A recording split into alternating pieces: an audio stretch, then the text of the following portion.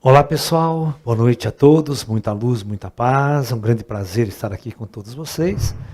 E vamos fazer então essas duas aulas sobre, seria ainda possível, né, uma guerra nuclear em nossa sociedade moderna, né, começando os aspectos apocalípticos.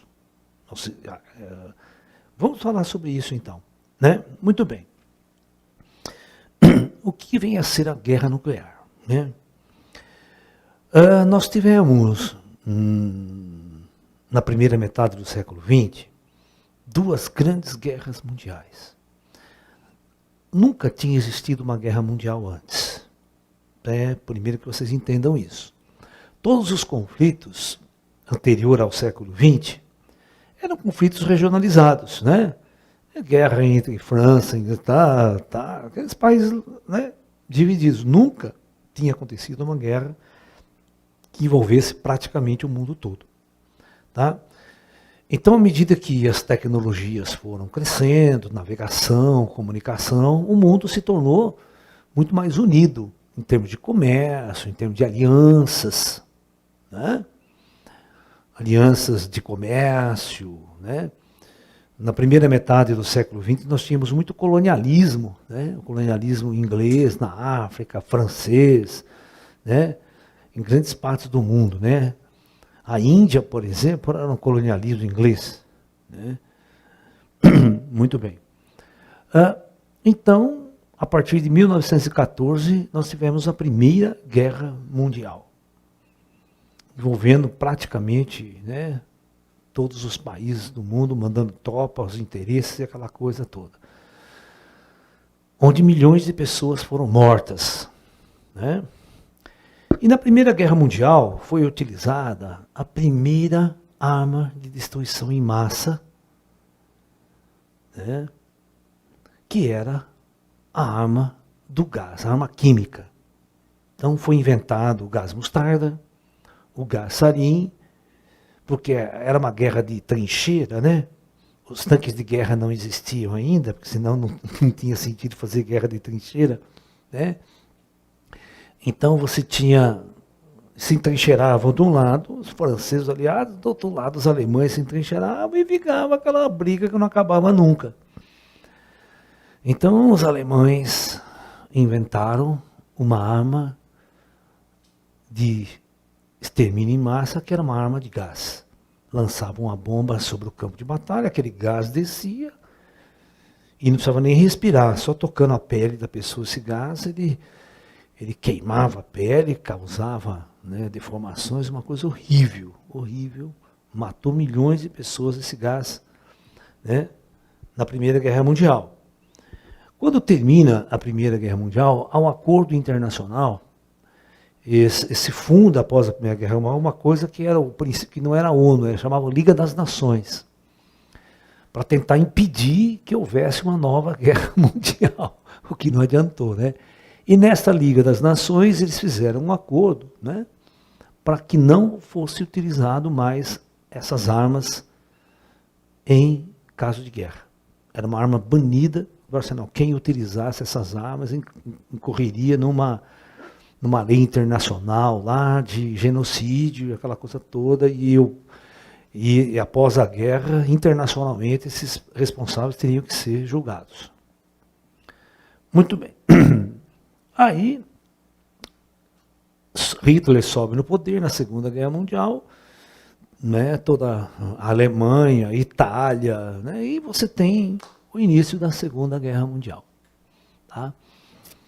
Uma guerra com a tecnologia das armas muito mais evoluída, tá ok? Mas a arma de gás não foi utilizada na Segunda Guerra Mundial, respeitando o acordo, né, da Primeira Guerra. No entanto, ambos os lados, tanto a Alemanha quanto os Estados Unidos, estavam em busca de uma arma muito mais poderosa, de algo que faria toda a diferença no futuro. Né? Então, veja bem, os físicos descobriram que no interior do átomo, lá no núcleo atômico, havia uma energia acumulada que poderia, era uma fonte de energia muito gigantesca. E se ela fosse liberada, ela causaria uma destruição sem precedentes. Muito bem. Então, os Estados Unidos, durante a Segunda Guerra Mundial, desenvolveram um projeto secreto chamado, né, Projeto Manhattan, que era para se desenvolver a bomba atômica. Numa época sem computadores, numa época, né, onde todos os cálculos tinham que ser feitos na mão. Os caras têm que ser genial, todos gênios. Não sei se vocês sabem, mas quase que 1 milhão de pessoas trabalharam na construção dessa bomba. Então não é uma coisa assim de 2, 3 caras. Né? Por exemplo, os americanos, durante a Segunda Guerra, foram no deserto, em Los Alamos, ali próximo, montaram um campo de teste e pesquisa secreto. Era tudo secreto, ninguém sabia o que estava fazendo. Eles montaram uma indústria para produzir urânio enriquecido, que trabalhavam 100 mil pessoas. 24 horas por dia. Você imagina você pegar 100 mil pessoas, levar no deserto, né? Tem que fazer uma cidade, você tem que construir uma cidade para os caras morar. Uma cidade de 100 mil pessoas é maior. Quanto que bater pau? Tem 20 mil pessoas. Você tem que fazer, olha a logística que você tem que fazer. Abrigar 100 mil pessoas, vai ter que trabalhar 24 horas por dia para produzir o combustível da bomba. Então a bomba ela foi dividida. Um grupo faz o combustível, outro grupo lá na universidade faz tal coisa, tal coisa, tal coisa. E lá em Los Alamos, os caras reuniam todas as peças para então armar, fazer a bomba explodir. Muito bem. Tinha um cientista em Los Alamos, que era um dos grandes cabeças, dos grandes físicos. Ele ia fazer a espoleta da bomba. Ele que ia fazer a bomba explodir em si. Criar uma tecnologia para juntar urânio e fazer ela explodir. Uma coisa muito difícil, não é uma coisa tão simples. Ele chegava todo dia, ele tinha mais ou menos assim, o grupo dele tinha umas 50 pessoas. Tudo físicos e matemáticos. E engenheiros. Todo dia de manhã ele chegava na lousa e fazia assim. 5.758. Ele botava um número assim. Ele falou assim, esse é a quantidade de americanos que morreram essa noite na guerra na Europa. Então, quanto mais rápido nós trabalharmos aqui e produzirmos essa bomba, porque essa bomba vai acabar definitivamente com todas as guerras no planeta. Então a visão dos cientistas é que eles iam fazer a arma definitiva. Depois dessa bomba, ninguém mais ia pensar em guerra. Tá entendendo? Que a coisa... E todo dia ele chegava lá. Pode assistir, tem um seriado chamado Projeto Manhattan. Certo? Né? Todo dia ele chegava lá e botava o número de pessoas que tinham sido mortas, dos americanos que tinham sido mortas, enquanto eles não produziam a bomba. Enquanto a guerra não acabasse. Definitivamente. Muito bem. Então, praticamente em julho de 45, eles explodiram a primeira bomba atômica com sucesso no deserto dos Estados Unidos, Los Alamos. Mas a política era tão filha da puta na época, que assim que os cientistas produziram 2 bombas operacionais, essa bomba foi retirada da mão dos cientistas e o exército e os políticos tomaram conta da bomba. Nenhum cientista mais apitava no que iam fazer com a bomba. Você está entendendo? Ó, vocês fizeram o seu trabalho, então agora a bomba é nossa, nós vamos fazer o que a gente quiser, o que achar melhor. E, não sei se vocês sabem, mas por volta de maio, né, de 1945, a Alemanha tinha caído. Né? A Alemanha tinha sido invadida pelos americanos e pelos russos e a guerra na Europa tinha acabado. No entanto, a guerra lá no Japão continuava. E uma guerra ferrenha, uma guerra difícil, naquelas ilhas, os japoneses não se rendiam, de hipótese alguma, né? Lutando sozinho agora, porque a Alemanha, né, tinha caído, a Guerra do Pacífico, chamada Guerra do Pacífico. Os americanos, durante a Segunda Guerra Mundial, eu quero que vocês entendam, eles nunca receberam uma bomba em seu território. Nenhuma bomba. A única coisa que foi totalmente destruída foi Pearl Harbor, lá no começo da guerra, em 1941, lá no Havaí. Certo? Muito longe dos estados do território americano. Lá é uma ilha, o Havaí era uma ilha onde tinha uma base naval de Pearl Harbor, né? E os japoneses atacaram aquela base, praticamente destruindo em loco, né? Toda a marinha americana. Foi difícil os americanos se levantar. Eles pegaram no ninho, né? Destruíram praticamente quase que tudo ali. Os japoneses, um ataque surpresa. Né? Bom, então, os americanos estavam em posse dessa bomba. O que nós vamos fazer? A hipótese dos cientistas, do grupo de cientistas, eles assinaram um documento dizendo o seguinte: essa bomba não deve ser usada contra o ser humano, porque ela é de uma destruição inimaginável. É uma arma de destruição em massa inimaginável. E então eles escreveram um documento para apresentar para o governo americano que eles queriam que essa arma fosse lançada numa ilha desabitada e que mostrasse para o imperador japonês, as autoridades japonesas, o grande poder que tínhamos nas mãos e que eles não tinham mais capacidade de nos enfrentar. Nós podíamos destruí-lo totalmente a qualquer minuto. Essa era a ideia dos cientistas. Mostrar para os japoneses a arma definitiva que tinha sido inventada. E não jogar numa cidade com mulheres, crianças e sem ninguém. Né? Mas os políticos americanos não quiseram essa opção, e os militares também não. Eles achavam que eles tinham que fazer uma demonstração efetiva. Só que você tem que entender o seguinte: naquela época existia um ódio dos japoneses que vocês não têm noção. Certo? Você olhar a guerra hoje aqui é uma coisa, mas você está dentro dela e todos os seus parentes, amigos sendo mortos, tal, aquele massacre, é outra história. Então existia um sentimento pelos militares de vingança.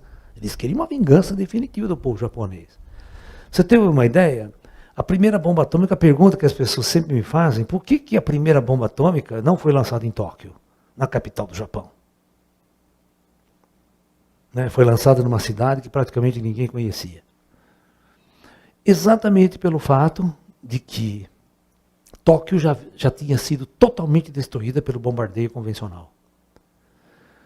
Os americanos lançavam um tipo de bomba no Japão chamado napalm. É uma bomba incendiária. É uma bomba que explode e ela lança fragmentos de uma substância química chamada palmitato de sódio, que ele fica em contato com o ar e fica pegando fogo. Não para, ele fica pegando fogo, pegando fogo. E as casas japonesas são tudo de madeira. Então, durante 3 dias, 24 horas por dia, o Japão foi bombardeado com essas bombas em Tóquio. Tá? Então, praticamente, Tóquio foi totalmente destruída por incêndios e por esse tipo de bombardeio.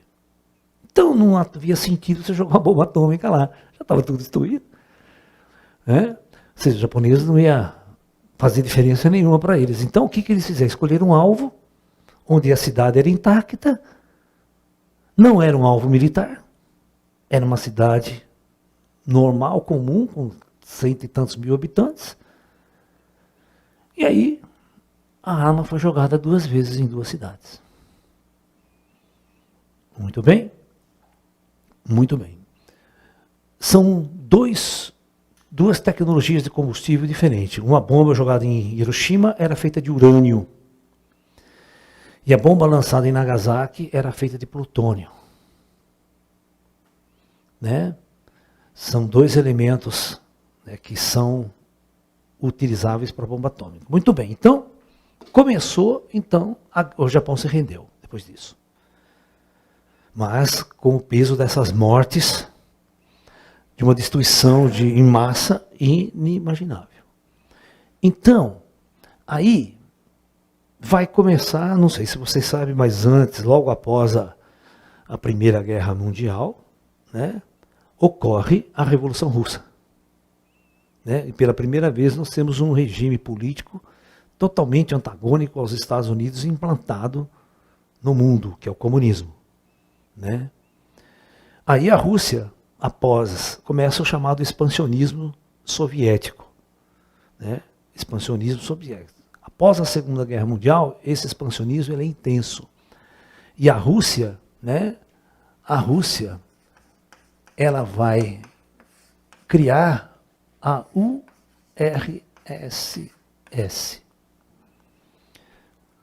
Certo? A União das Repúblicas Socialistas Soviéticas. Então o que acontece? Se você tem a Europa aqui, ó, o mundo foi dividido assim em dois blocos. O bloco ocidental, o bloco oriental. E aqui lá para frente a Rússia. Então nós tivemos, né, a Rússia aqui, ela impôs um regime comunista em todo o leste europeu, né? E aí criou a União das Repúblicas Socialistas Soviéticas. Era um pacto, eles eram unidos. Tá? Né? Eles fizeram um pacto de união política e militar. E o Ocidente fez um pacto de união, né, política e militar, e tentando impedir o expansionismo soviético. Aí vocês veem que teve a Revolução Cubana, derrubando Fidel Castro, tudo financiado pela Rússia. A Guerra do Vietnã era a tentativa dos russos de expandir, né, o comunismo pela Península Vietnamita. A Coreia do Norte, a mesma coisa, né, o expansionismo soviético na Península Coreana para implantar o comunismo em toda a Península Coreana. Então os russos começaram a querer dominar politicamente, ideologicamente, e os Estados Unidos impedindo que isso acontecesse. Então, o perigo, aí começa uma coisa chamada Guerra Fria. O que é uma Guerra Fria? Ambos os países são totalmente inimigos, né? Estava pronto o cenário para a Segunda Guerra, para a Terceira Guerra Mundial. É uma questão de tempo. Né? Era uma questão de tempo. Os americanos tinham, o Ocidente, quer dizer, a política capitalista, tinha que impedir esse avanço socialista e soviético no mundo. A implantação do comunismo em vários lugares. Aí você tem, em 1949, logo 3 anos após a Segunda Guerra Mundial, os russos explodem sua primeira bomba atômica. E sabe como e por quê? Porque com agentes secretos soviéticos, todos os planos da bomba atômica americana foram roubados. Os americanos já estavam putos da vida com isso. Inclusive foi para o pelotão de fuzilamento os dois, o casal e espiões, que passaram todos os planos para os russos, chamado casal Rosenberg. Né? Então, aí o mundo entrava numa fase que a partir de então os russos tinham bomba atômica também. Então eram duas potências inimigas ideologicamente, que já estavam se enfrentando ideologicamente, e vocês vão perceber que a primeira guerra na década de 50 é a Guerra da Coreia. Os americanos mandam soldado para defender o expansionismo soviético na Coreia, e acontece que aquela guerra nunca terminou, ela foi dividida no meio. A Coreia até hoje está com a Coreia do Norte e a Coreia do Sul.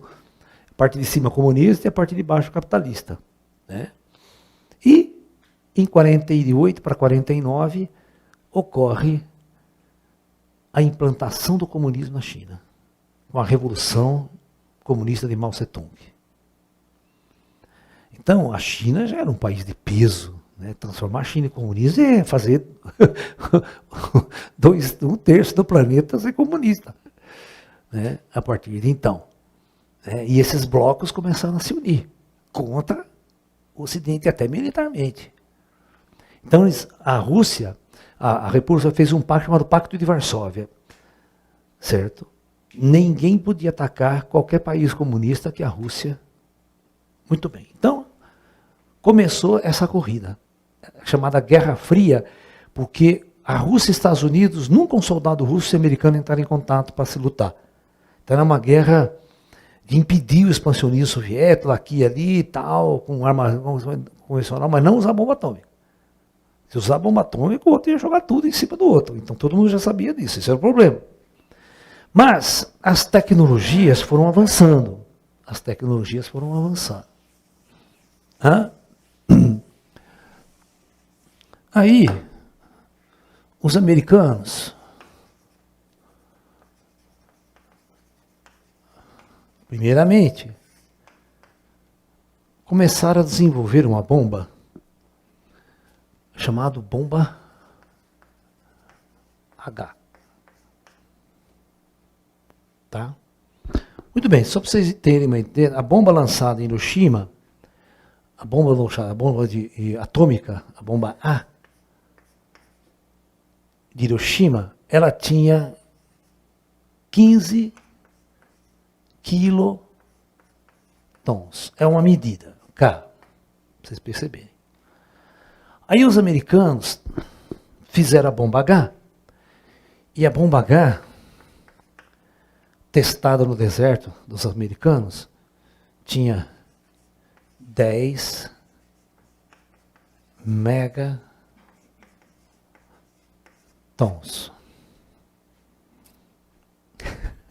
1000 vezes mais potente que a de Hiroshima.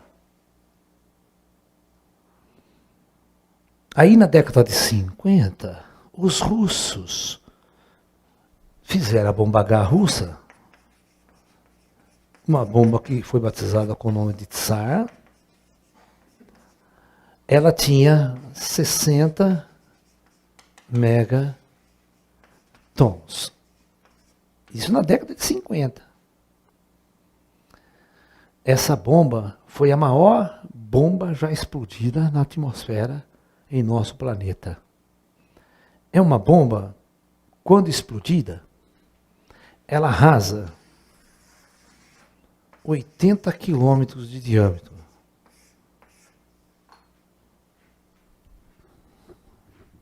Você sabe o que é isso? Toda a cidade de São Paulo é totalmente queimada e destruída. 20 milhões de pessoas vão à merda com uma bomba. Vocês entenderam o que é essa bomba de SAR dos russos? E o projeto era de 100 mega. Eles perceberam que eles não iam conseguir testar uma de 100, porque o avião que ia lançar essa bomba ia ser destruído pela própria bomba. Ele não tinha tempo dela sair, o avião escapar da própria explosão da bomba que ele ia lançar. Então eles tiveram que fazer o cálculo da altitude e velocidade do avião, tudo para que a bomba fosse lançada e o avião dava tempo dele sair da zona de impacto da bomba sem os pilotos ser destruídos. Muito bem. Então, aí começando a fazer bombas cada vez mais potentes, os dois lados. Aí você tem o clube atômico, já na década de 60, final da década de 50, começa a aumentar. Aí a França explode sua primeira bomba atômica. Aí a Inglaterra explode sua primeira bomba atômica. Certo? Aí a China explode sua primeira bomba atômica. Ou seja, todo mundo começa a ter bomba A, principalmente os países mais ricos, mais poderosos do mundo.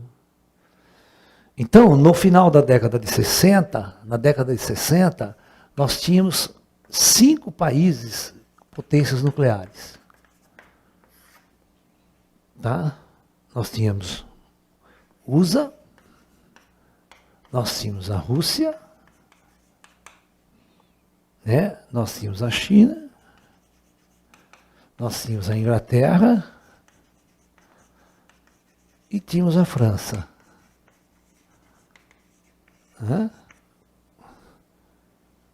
Certo? Aí um pouco depois, Israel. Israel no Oriente Médio desenvolveu sua bomba atômica. E o clube atômico aumentando. Hoje, vocês sabem, né?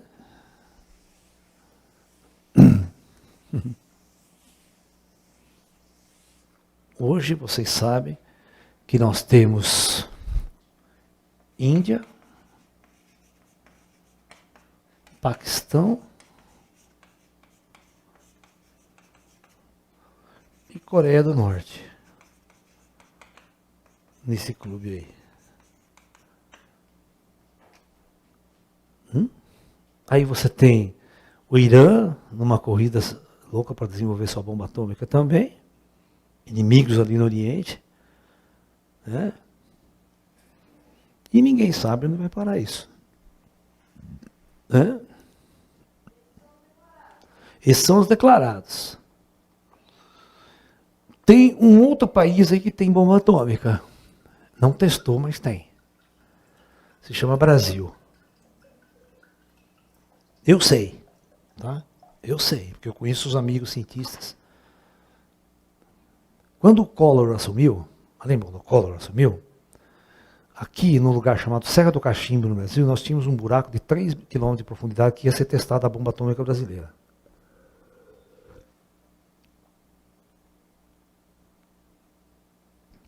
Mas aí ele mudou o governo, saiu o governo militar, aí eles abafaram. Mas não tem uma bomba.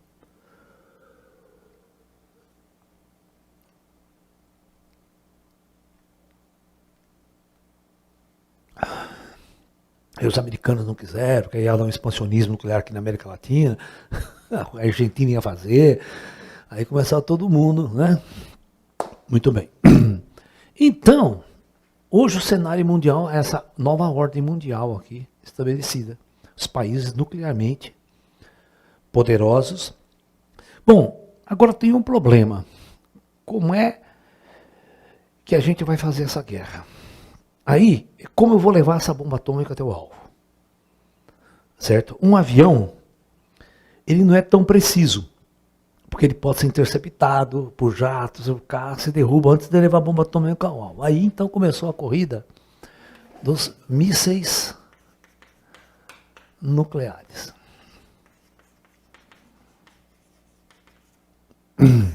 Ok? Ô Moisés, prepara para mim aquele vídeo do disco voador derrubando um míssil nuclear americano. Pega aí para mim. Bom, então, veja bem, eles precisavam desenvolver uma tecnologia de míssil para levar a bomba atômica ao alvo. Certo? Então, o míssil intercontinental, chama balístico, eles chamam de ICBMs, é assim, a sigla é ICBM. Certo? Chama-se míssil balístico intercontinental. Ou seja, vamos supor, a Rússia está aqui, os Estados Unidos está aqui, quase que do outro lado do planeta.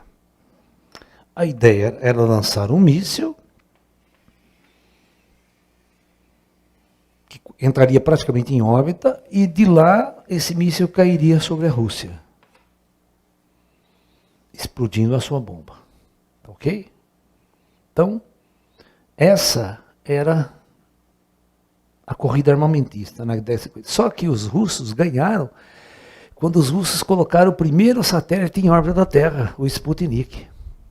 E, olha o medo dos americanos. O Sputnik passava na cabeça dos americanos, aqui assim, ó. E dava para ver tudo de tarde, ele brilhando assim, passando. Aí os caras falavam, se eles botaram, você pode botar uma bomba atômica na nossa cabeça. Durante a década de 60 e 70, os americanos faziam uma coisa chamada ensaio de ataque nuclear.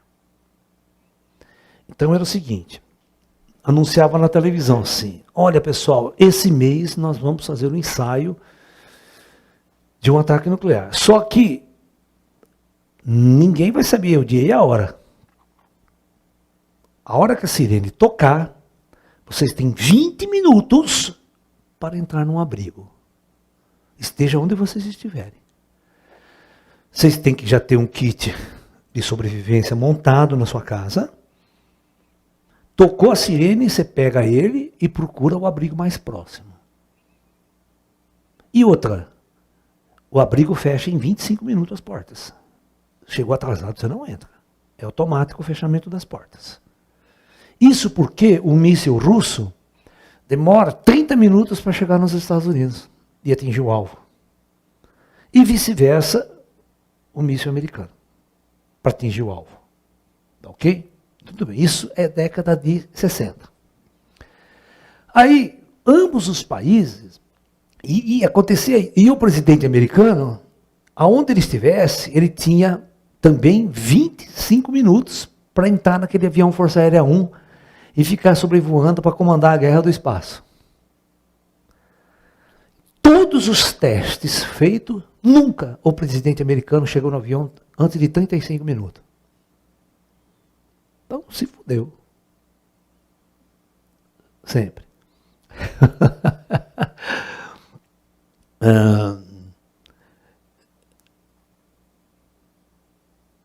4 horas da manhã, você estava dormindo, tocava sirene. Você, puta que pariu, sair, tem que sair correndo, você já até, ó, o abrigo fica, né?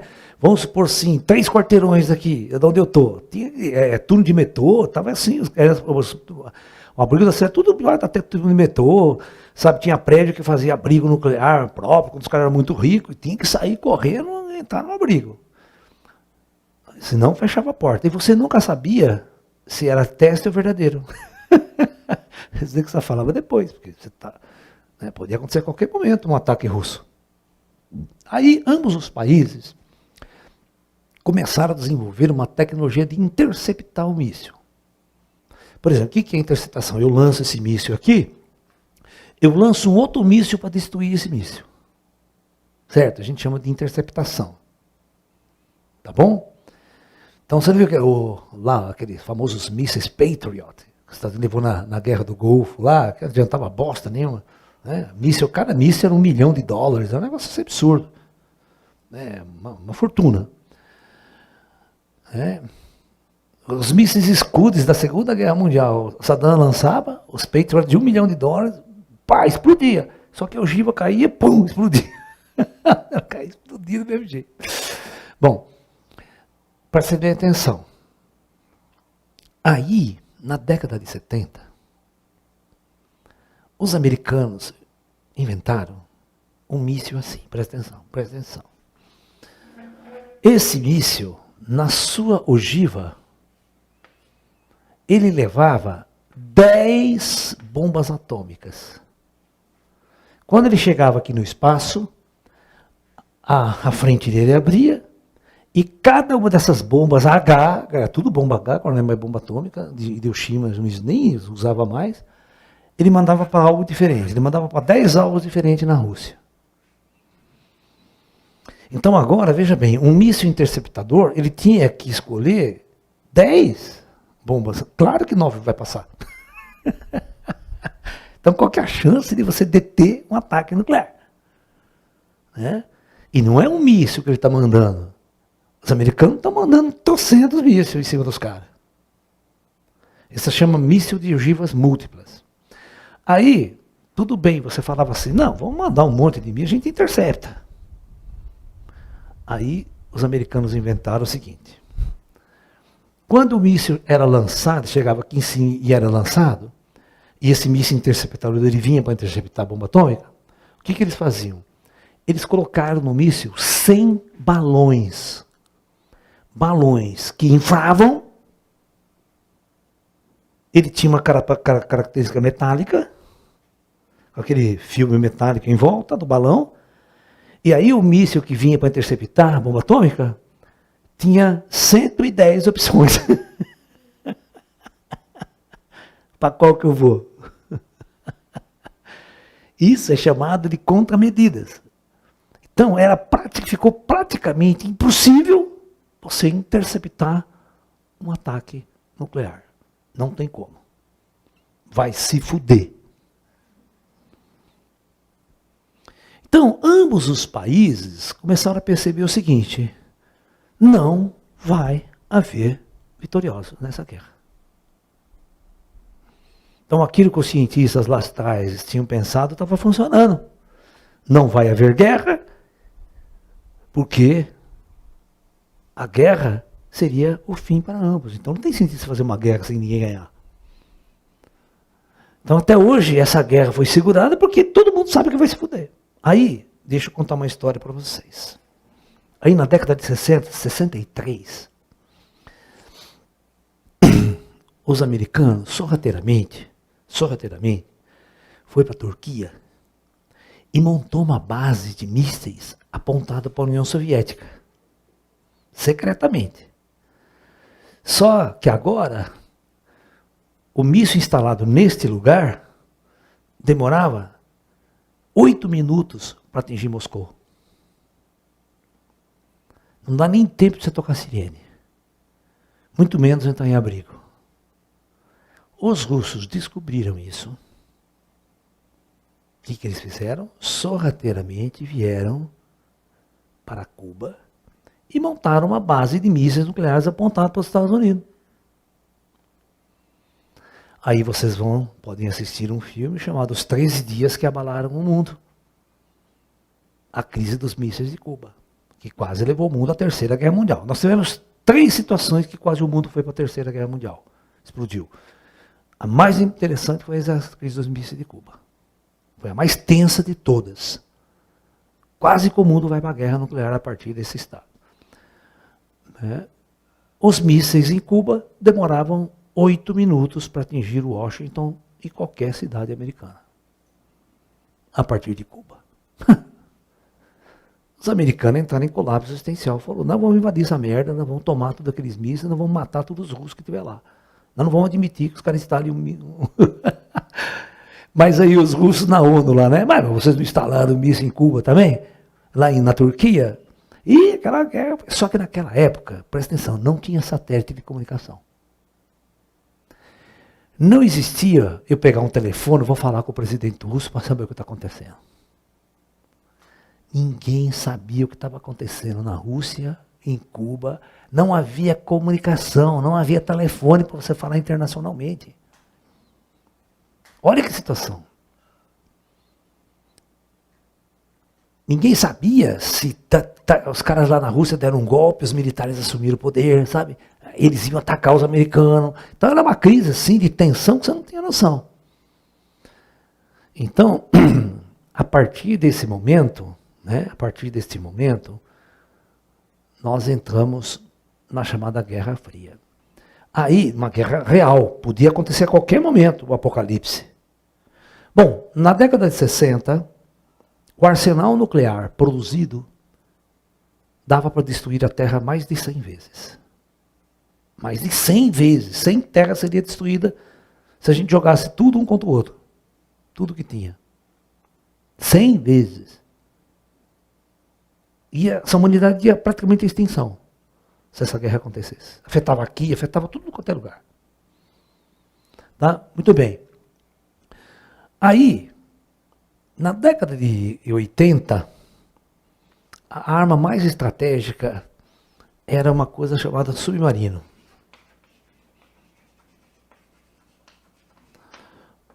Um submarino americano, os russos também têm, os ingleses também têm, uma classe semelhante. Inclusive, os russos lançaram 2 submarinos novos, não faz um ano atrás. O submarino mais moderno da classe. E vou explicar o que tem esse submarino.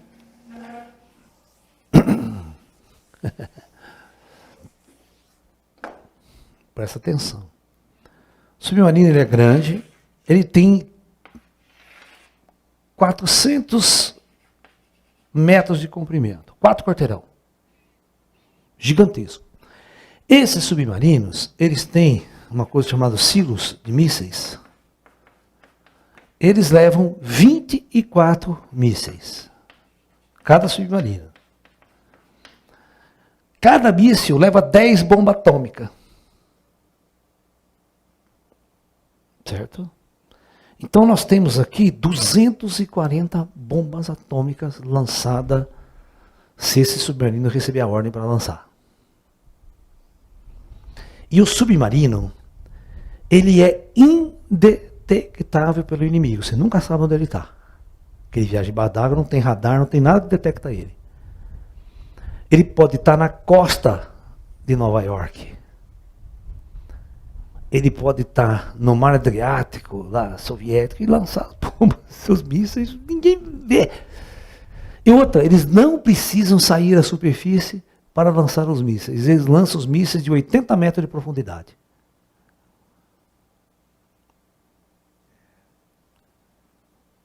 Eu vou fazer um cálculo para vocês. Um único submarino desse aqui, você pode fazer o seguinte, você pega a Segunda Guerra Mundial, são 6 anos de guerra, né?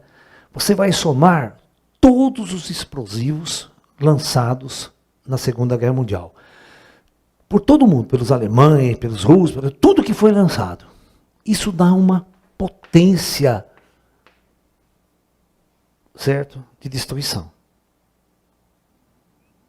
E pode colocar as 2 bombas atômicas lançadas em Hiroshima e Nagasaki. E somar. Esse submarino é quase que o dobro de tudo que foi lançado na Segunda Guerra Mundial. Isso aqui vai ser lançado de uma vez. Lá demorou 6 anos para você lançar todas aquelas bombas, todo aquele poder destrutivo. Um único submarino hoje é praticamente quase que o dobro de tudo que foi lançado na Segunda Guerra Mundial. Então vocês têm que ter uma noção do que é uma Terceira Guerra Mundial. Vocês não têm noção do que é uma Terceira Guerra Mundial. Terceira Guerra Mundial, ninguém vai dar tiro de fuzil em ninguém. Ninguém vai invadir território de ninguém. Não vai ter luta corpo a corpo. Você nem vai ver o que atingiu você. É uma guerra completamente diferente de tudo que vocês possam imaginar.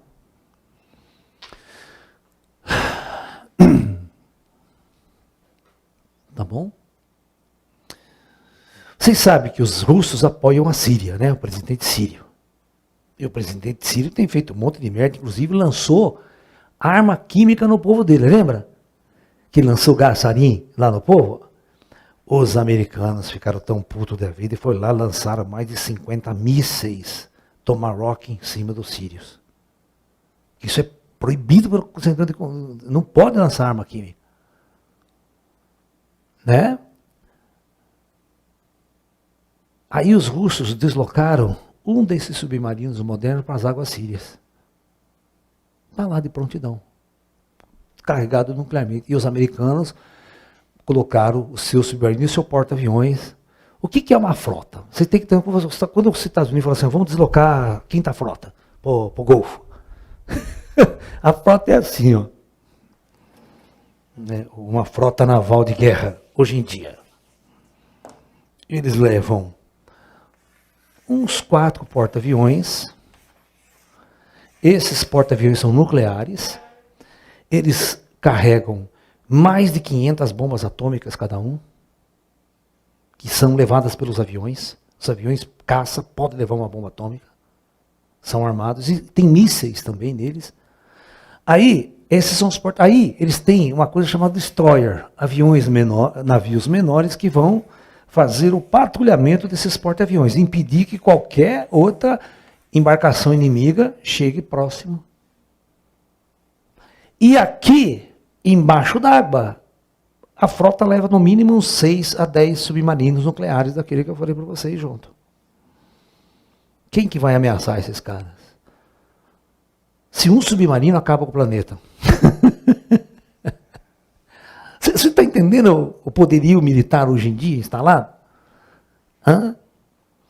Tem um filme muito interessante que eu quero que vocês assistam, chama-se Nimitz Volta ao Passado. Então, na década de 80, eles fizeram uma ficção que um porta-aviões desse tipo nuclear, com todos os caças, armado em bomba atômica até os dentes, no Triângulo das Bermudas, ele passa por um portal e cai exatamente em 1941. Ele aparece em 1941, né, com os ataques dos aviões japoneses lá na Segunda Guerra. Imagine os F-16 a jato, fudido, aqueles puta caça nosso, armamento nuclear, aquelas metralhadoras super modernas, e os zeros eles não podiam destruir, eles não podiam matar o zero. Porque você estava interferindo no passado, né? Um puta submarino sofisticadíssimo, voltando no tempo, né? A história é muito interessante, porque você vai confrontar aqueles aero japoneses, aqueles aviãozinhos, né? Aqueles caças japoneses, e os jatos de hoje, F-16, o cara nem vê a cor do jato, né? É muito interessante, por isso que é interessante essa história. Deixa eu ver a pergunta aí, que tem hoje. Espera aí, ainda não. Ainda não. Eu só quero que você mostre um submarino desse. Mostra um submarino da classe Ohio. Pega aí, foto, submarino da classe Ohio. Esse é um dos fudidão. Americano. Né? Que tem essas 24 bombas atômicas. De novo? Mas não mostrou nada.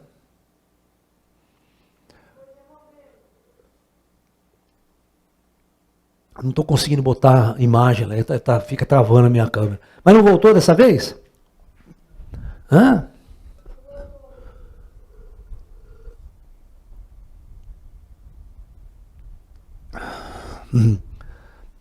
Deixa, a gente vai voltar a imagem, deu uma travada na imagem, a gente está arrumando, gente.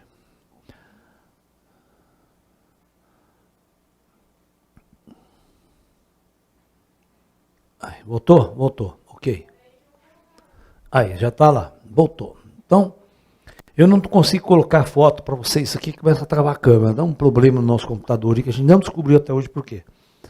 Tá? Eu ia botar foto desses submarinos modernos, tal, tá? Não vamos nem conseguir colocar o vídeo do UFO, hein? Também, né? Eu vou deixar o vídeo do UFO até para amanhã.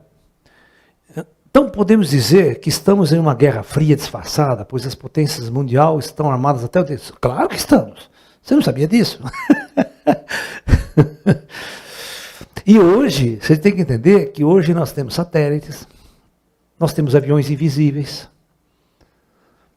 O que é um avião invisível? O radar. É o radar, não é que você não enxerga ele não. Vocês perceberam que quando houve a guerra no Golfo, todos os ataques eram noturnos. Os aviões não atacavam de dia. Né? Então, os iraquianos estavam lá, de repente as bombas começavam a cair na cabeça deles. Não sabiam como é que era, o radar não estava detectando nada. Os aviões eram invisíveis ao radar, quando eles percebiam, os aviões já estavam bombardeando a cabeça dos caras, atirando. E hoje as armas são muito modernas, são muito precisas, guiadas por laser, acerta o alvo, né? Assim, de uma precisão incrível, né? Então toda a guerra do humor foi com essas tecnologias avançadíssimas aí. Os mísseis Tomahawk, um submarino lança um míssil Tomahawk, ele não está armado com bomba atômica, mas pode ser. Então ele vem voando rasante assim, ó. Ele voa a 50 metros de altura. Ele vem.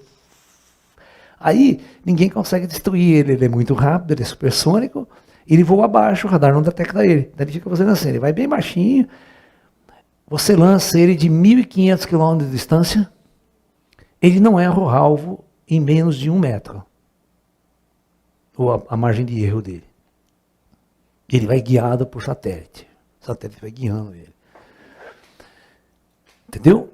Então, hoje nós temos a tecnologia moderna, os computadores, satélite espião. Hoje, se você não dá um passo na Terra, o cara está te vendo do outro lado. Tá? Existe uma guerra moderna hoje dos drones. Tem um filme americano que vocês podem assistir, agora não me esqueci o nome, é o seguinte. Lá no Texas, no deserto dos Estados Unidos, lá no meio do deserto, tem um campo do exército, um monte de antena, e o cara lá dentro, ele senta num console, tem uma tela na frente dele. Lá no Oriente Médio, eles levantam um drone, armado, com míssil, metralhadora. E esse drone, ele voa muito alto. Tão alto que daqui da Terra você não consegue ver ele. Você não vê ele. E ele tem um motor muito silencioso, ninguém escuta. E ninguém vê, porque ele está voando 10 mil metros de altura, 12 mil metros de altura. Só que as câmeras super potentes desse drone, ele vê um carro andando no chão, uma pessoa andando. E o cara fica monitorando. E o serviço secreto que está lá fala assim, ó, tem um terrorista, né? Que vai pegar esse carro aqui, tal. O cara fica com o telefone. E o cara com o drone vai seguindo o carro. Ele manda um míssil e destrói o carro, operando lá dos Estados Unidos. O pior de tudo foi recentemente um drone. Decisão de risco. O nome do filme chama Decisão de Risco. Que o cara ele recebia a ordem, ele tinha que apertar o botão, míssil. E quantas vezes ele não destruía a casa? Crianças, mulheres, tudo dentro da casa. Porque tinha um terrorista lá dentro. Os caras tinham que atirar por ordem. Não, quero saber, efeito colateral.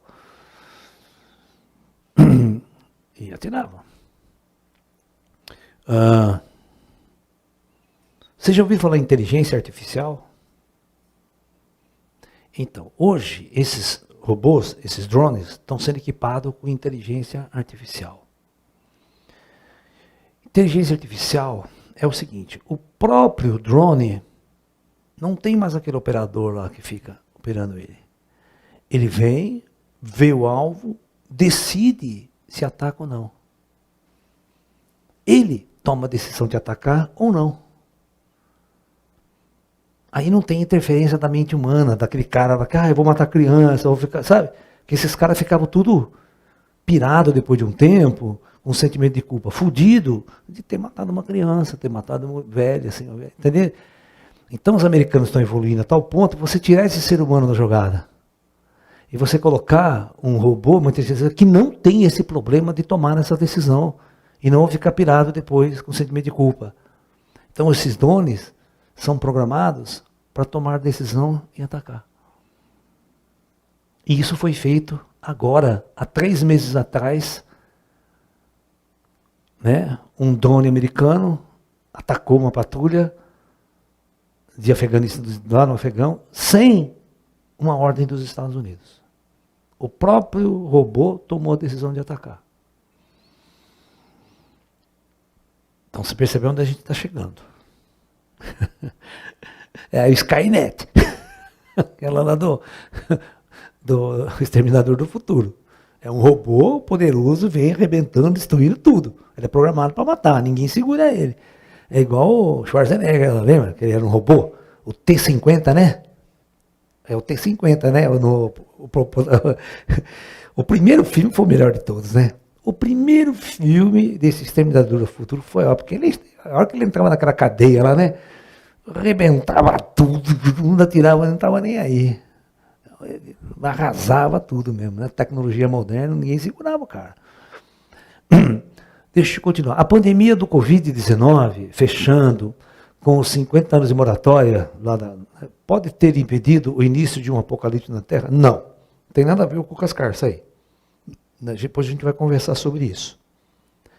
A guerra nuclear ela está sendo segurada por um outro fator, que nós vamos conversar amanhã. Tem um outro fator que segurou esse apocalipse aí. Que está segurando esse apocalipse. Está impedindo que as nações se guerreiem nuclearmente. Tem um terceiro fator aí que não é só aquilo que a gente chama de distensão, né? Então, se você chegar para a França, para o presidente francês, e perguntasse para ele, estava lá na Guerra do Golfo, na época da Guerra do Golfo, era o François Mitterrand. Então, o repórter de uma TV francesa fez a seguinte entrevista com ele. Escuta aqui, quando que você pode usar uma arma atômica? Ele falou assim, são 3 situações que nós podemos usar uma arma atômica, por lei internacional. Primeira, se o nosso território for atacado. Se qualquer país, por qualquer motivo, atacar o meu território, eu posso imediatamente revidar com uma bomba atômica. Então o nego já pensa 2 vezes em atacar o território francês, certo? Principalmente quem não tem arma nuclear. Vai mandar um avião para atacar Paris, tá fudido. Se for um país institucionalizado, tá feita a merda, que eles vão revidar. Segunda, se vocês atacarem da mesma forma um país amigo, que eu tenho um tratado mútuo de defesa. Certo? Que é aquele pacto lá da OTAN. Tinha a OTAN e tinha o Pacto de Varsóvia. Se você atacar os Estados Unidos, se você atacar a Itália, que é todo país amigo, nós temos um acordo aqui, ele não tem arma nuclear, mas eu posso defendê-lo, se você atacar. Né? É o caso de Israel, né? Mas Israel tinha a bomba atômica dele. Né? Você vê, Israel nunca foi atacado nuclearmente, se for ele vai revidar. Bom, aí, E outra, se nossa rota de abastecimento de energia, alimento, for interrompida por qualquer país. Você está entendendo? Por exemplo, eu compro petróleo, eu compro comida e tal, e você vai lá e não deixa essa comida vir, energia vir. Eu detono você. Você está entendendo? Então esses são os 3 motivos pela lei internacional que um país pode utilizar a sua arma nuclear como instrumento de defesa, porque ele chama instrumento de defesa. Se eu for atacado, eu posso usar. Agora, ninguém pode usar sem ser atacado. Então, fica nesse parâmetro. Então, ninguém quer fazer o primeiro ataque. Porque daí os caras vão jogar tudo em cima dele para acabar. Por exemplo, a Coreia do Norte. Quando o coreano começou a fazer aqueles testes nucleares, os Estados Unidos meteu a frota dele encostada com a Coreia. Com esses submarinos, com tudo. 5 minutos não existe mais a Coreia do Norte. Tá? 5 minutos não existe nenhuma cidade em pé na Coreia do Norte. Então por que o coreano vai fazer alguma coisa? Entendeu? Então é tudo isso daí, para chamar atenção, para ele ganhar ponto na ONU, para ter massa de manobra de comércio, um monte de coisa aí. Tá? Mas guerra? Ninguém. Né? Por exemplo, recentemente, isso não faz 4 meses. Isso não faz 4 meses. Tá? O maior cientista nuclear iraniano foi morto pelo serviço secreto israelense. Exatamente com medo desses caras desenvolverem uma bomba atômica.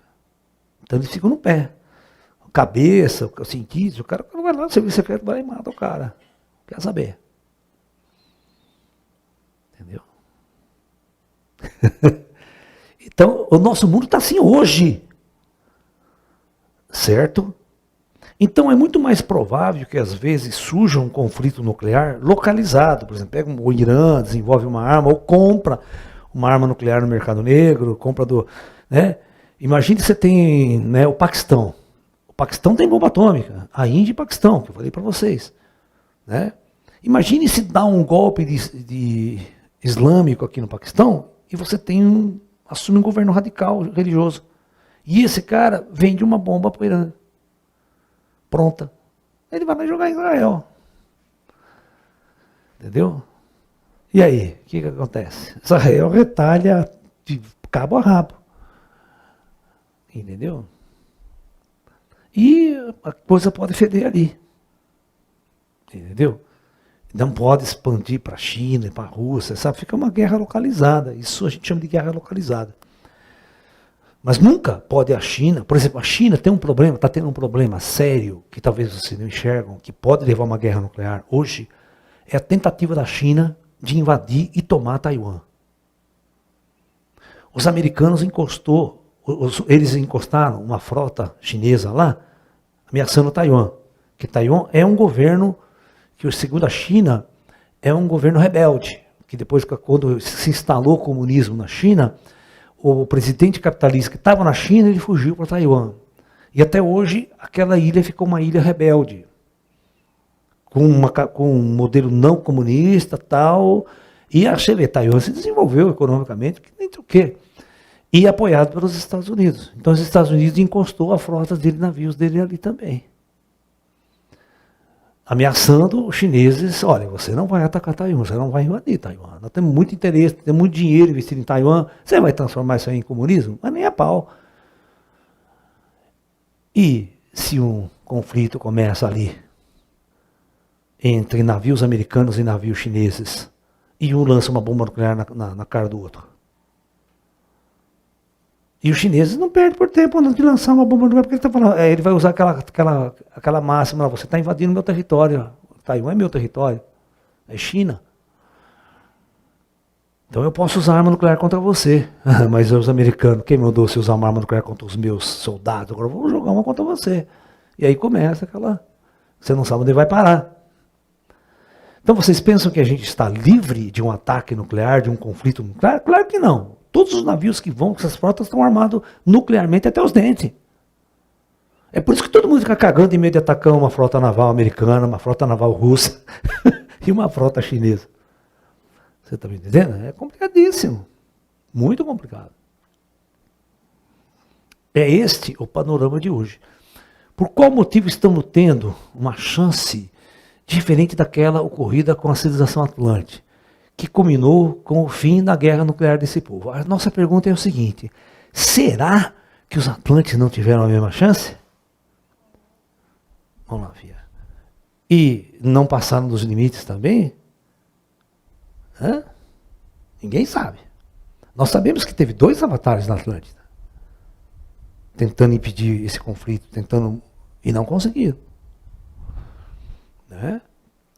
Então, mesmo com os ETs, mesmo com tudo isso aí, pode haver um desequilíbrio na balança e alguém começar uma merda. Deixa eu contar uma história para vocês. 1980 e pouco. Uma base nuclear no norte da Rússia, com mísseis tal, na fronteira quase, né, lá com a Sibéria, tal, estava lá. 3 horas da manhã, toca o alarme nuclear na base, que os americanos tinham lançado um míssil nuclear lá por cima, do Alasca, tá, lá por cima, e esse míssil estava vindo. Pô, puta correria na base, eles tinham 10 minutos para lançar o contra-ataque, para lançar, e recebeu ordem de Moscou para lançar os mísseis todos. O comandante da base falou, puta que pariu, tem alguma coisa de errado, os americanos mandando um míssil só. Ninguém vai atacar a gente lançando um míssil. É burrice. Porque né, eles sabem que nós vamos retaliar com tudo. Tem alguma coisa errada aí.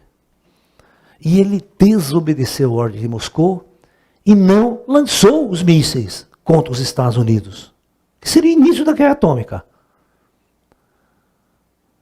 E graças a Deus, era um defeito no equipamento que detectou um míssil e não tinha míssil nenhum. E se ele lança?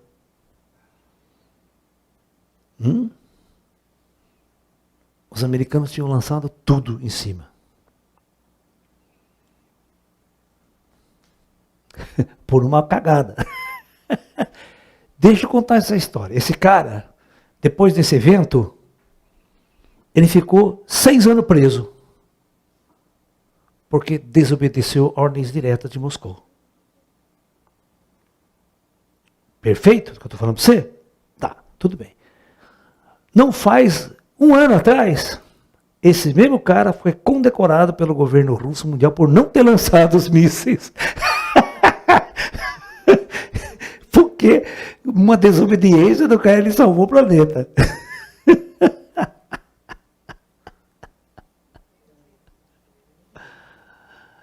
Aí é que está. Então, olha a situação. Olha a situação que a gente se encontra. Então, essa foi a 2ª vez que nós quase nos caímos numa guerra nuclear atômica global. Uma terceira situação que vocês não sabem foi na Guerra do Golfo. Os russos colocaram um submarino nuclear ali, né? E quando Israel começou a ser atacado pelos mísseis e os americanos começaram a atacar, o comandante do submarino recebeu uma ordem para ficar em alerta máximo. Significa que todos os mísseis estavam prontos para ser lançados, está a chave virada. Ele ia lançar os mísseis contra Israel. Você imagina o que ia acontecer, né? Os americanos iam lançar tudo contra os russos. Ia começar um negócio ali, e aí, puta tensão, 3 dias de tensão, aí os russos mandaram uma ordem cancelando para o submarino baixar a guarda. Mas você já pensou? Que merda.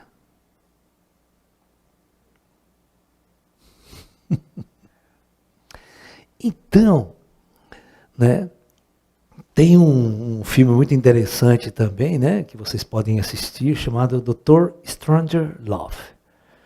É um filme da década de 50, em preto e branco, onde todos os personagens principais desse filme é feito pelo Peter Sellers. Né? é exatamente sobre a Guerra Fria, só que é o seguinte, a guerra acontece e destrói o mundo. Ele é um filme meio comédia, meio sátira da situação global, entendeu? Mas só que o final do filme, todos os mísseis lançados. E você vai ver por quê. Esse é o problema mais interessante. A burrice, a cagada do ser humano, o general completamente maluco lá querendo lançar os mísseis, querendo fazer a guerra.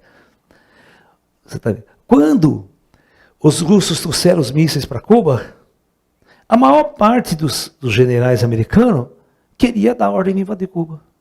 O presidente Kennedy não aceitou. O presidente Kennedy falou assim, eu não vou ser lembrado como o Senhor do Apocalipse. O Kennedy falou isso. Porque o Kennedy estava sob o ultimato dos extraterrestres, ele estava com as 3 mensagens de Fátima na mão, que o Papa enviou, porque o Papa, quando teve a crise dos mísseis de Cuba, o mundo estava tão tenso que ia ter uma guerra nuclear a qualquer momento. O Papa pegou a 3ª mensagem de Fátima, mandou para os americanos, mandou para a França, mandou para a Inglaterra e mandou para os russos. Falou, está aqui, ó. Isso aqui já estava previsto. Ou se vocês começarem... o Papa interviu. Entendeu? Então tem coisas, histórias que vocês não conhecem. Nós já corremos risco de ter exterminação. Vocês não estavam aqui ouvindo essa história. Tá? Aí nós temos a famosa, né, em 69, com o nome Pisando na Lua, a famosa data limite do Chico Xavier, né? Que os extraterrestres dão 50 anos de moratória para a Terra, para não usar arma nuclear nesse prazo. E, graças a Deus, a gente passou 50 anos e não usamos armas nucleares. Acabou. Faz 2 anos que acabou. Você vê, acabou, e o que aconteceu com essa peste? Essa Covid? Foi a primeira coisa depois da fim da moratória. Alguma coisa está prestes a acontecer nesse mundo a qualquer momento. Tanto boa quanto ruim. Então nós temos que esperar. A Covid já é uma coisa ruim, uma queima de karma.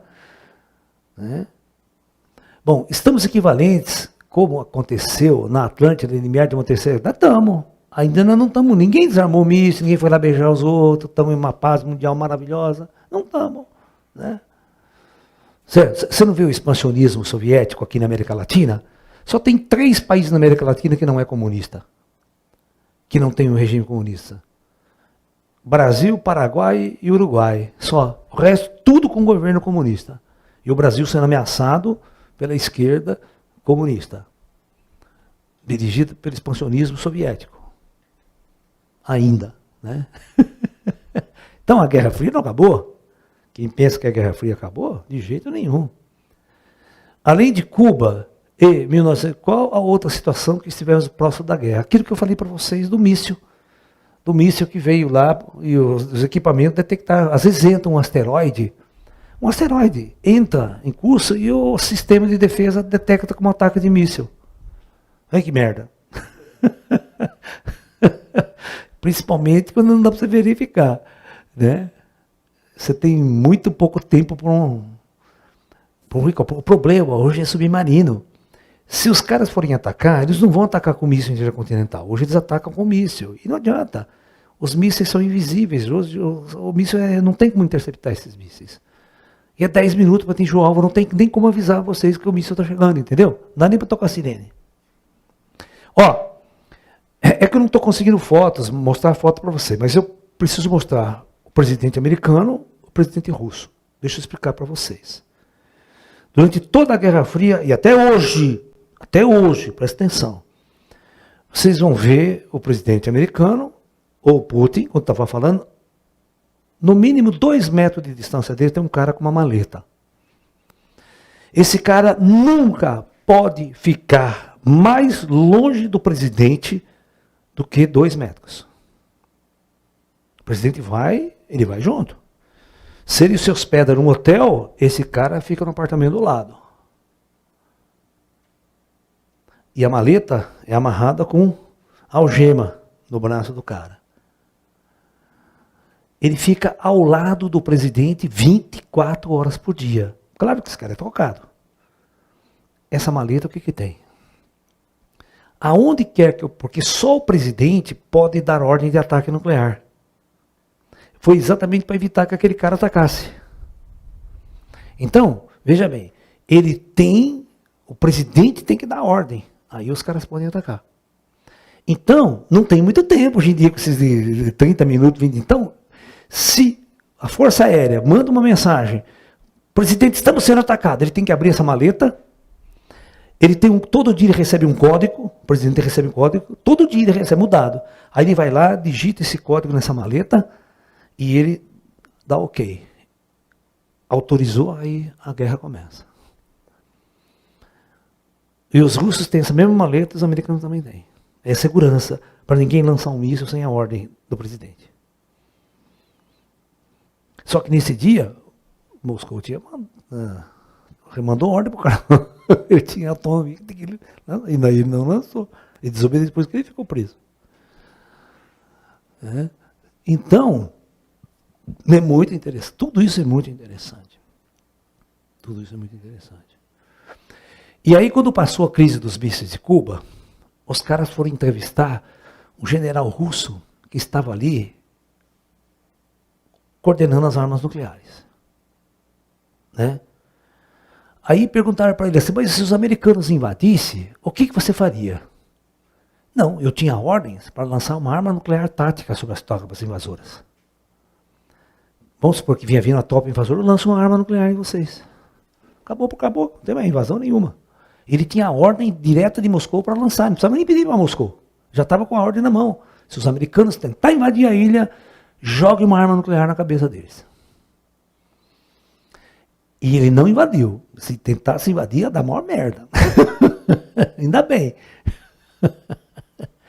Mas a maior tensão não foi essa da crise do míssil de Cuba. A maior tensão foi o seguinte, presta atenção. Os russos estavam mandando mais um carregamento de armas nucleares para Cuba. Em navios. E os americanos detectaram. Aí os americanos fizeram o seguinte. Presta bem atenção. Então vinha vindo uma frota russa. Vinha vindo um navio russo. Esse navio carregava um monte de mísseis aqui, nucleares, né? E vinha destroyer junto, vinha submarino.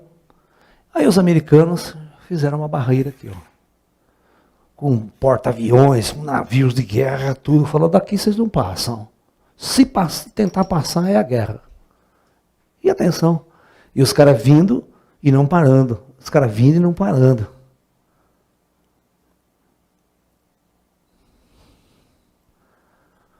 Os americanos não iam deixar. A sorte é que os caras pararam. Aí ficou aquela discussão, tal, fizeram os caras voltar. Se tenta passar na marra, a guerra começa ali. Porque os americanos estavam prontos para bombardear nuclearmente aqueles navios. Você não tem noção da tensão dos mísseis de Cuba, como foi triste. Vocês assistem lá, é com o Kevin Costner. Né? Kevin Costner, ele faz o papel do McNamara, do secretário de Estado do Kennedy, que vai dar as ordens de guerra, que vai comandar tudo isso aqui. O Kennedy mente para a mulher dele. A mulher do Kennedy liga para ele e fala assim, mas eu estou vendo pela televisão, o que está acontecendo? Meu marido fala, não se preocupe não, está tudo certo já, qualquer problema, já tem um helicóptero que vai aí na sua casa, vai pegar você e vai levar você para um abrigo nuclear. Fica tranquilo, está tudo certo aqui. Se acontecer qualquer coisa, ele desliga o telefone. Aí o cara fala para ele, mas por que você mentiu para tua mulher? Não vai dar tempo, não tem helicóptero nenhum que vai buscar sua mulher. Sério, cara, ele mente pra mulher dele e tudo, porque não tem 10 minutos para atingir o alvo, não vai dar tempo de helicóptero, buscar ninguém, nem levar ninguém para o abrigo.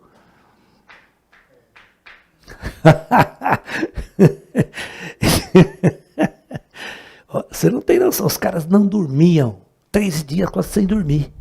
Eles não dormiam de noite, esses caras, para resolver o problema. Era o fim do mundo ali. Estavam decidindo o fim do mundo. e não conseguia falar com o presidente russo. Não tinha comunicação. Depois dessa crise, que eles instalaram o famoso telefone vermelho. Lembra que vocês viram falar do telefone vermelho? Que era uma linha direta entre Washington e Moscou. O cara pegava aqui e o presidente russo atendia lá. Que antes não tinha, ó, imagine. Você não sabia o que estava passando, o que estava passando na cabeça dos caras. Nem para conversar. O mundo já correu muito perigo de um fim. O Djar teria relação com uma mudança interna dos seres humanos para evitar nossa entrada na Era da Luz por guerra ou apocalipse? Cara, nós temos o livre-arbítrio, tá? Nós temos que mudar pela nossa... Mas nós estamos sob uma pressão extraterrestre. Nós estamos sob uma pressão extraterrestre.